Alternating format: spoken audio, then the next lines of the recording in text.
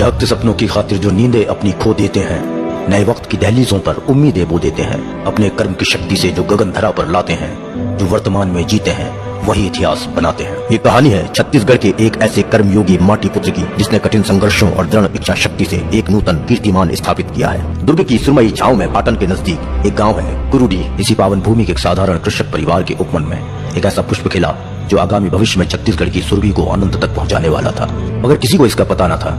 मर्रा और गुरुडी गांव के स्कूलों से इस माटी पुत्र ने अक्षर की धूप सहेजी और साइंस कॉलेज रायपुर के आगोश में रहकर युवा सपने साधे। लक्ष्य था छत्तीसगढ़ की माटी के लिए कुछ कर गुजरने का।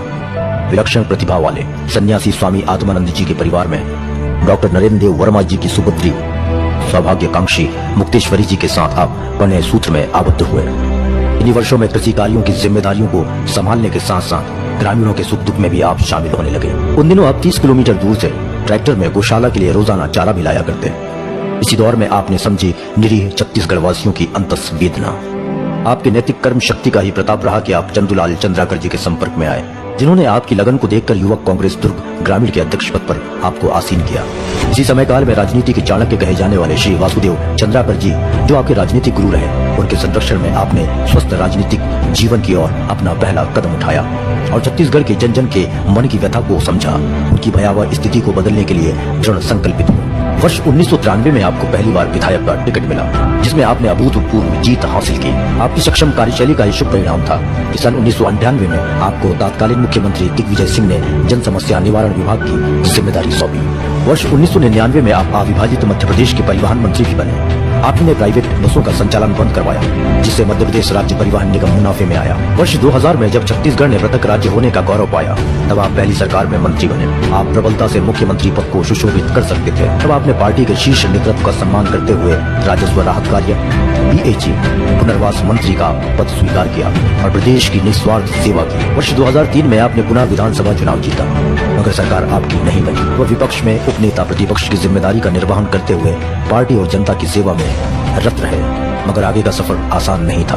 वर्ष 2008 में पहली बार लगातार 3 जीत की श्रृंखला टूटी और आपको पराजय से साक्षात्कार करना पड़ा। वर्ष 2013 में अंतस को झंझोर देने वाला झीरम कांड घटित हुआ, जिसमें कांग्रेस के सभी बड़े नेताओं की नृशंस हत्या कर दी गई। ऐसे भयावह समय में जब पार्टी भीतर से टूटती नजर आ रही थी, आपने पार्टी की बागडोर संभाली और कांग्रेस प्रदेश अध्यक्ष रहते हुए कांग्रेस को नए सिरे से सहेजा, पार्टी के कार्यकर्ताओं को एक सूत्र में पिरोया और विजय संकल्प के लिए उत्साहित किया।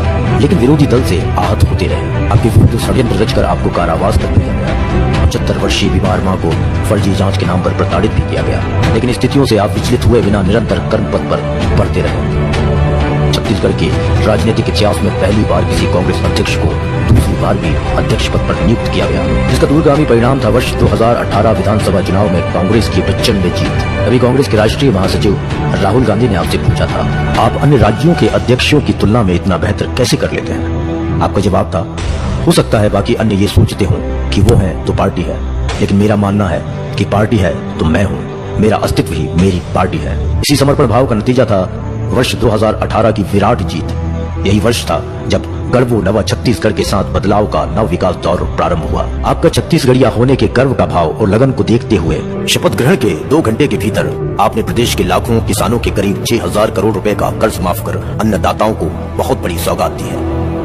आगामी समय में धान बोनस वितरण किया, समर्थन मूल्य में बढ़ोतरी की गई, बिजली बिल को आधा किया गया, नरवा गरवा घुरवा बारी जैसी योजना शुरू की, आदिवासी माटी पुत्रों को उनकी भूमि वापस लौटाई गई, सामूहिक अधिकार पट्टा प्रदान किया गया, जिस पर गर्व करता है छत्तीसगढ़।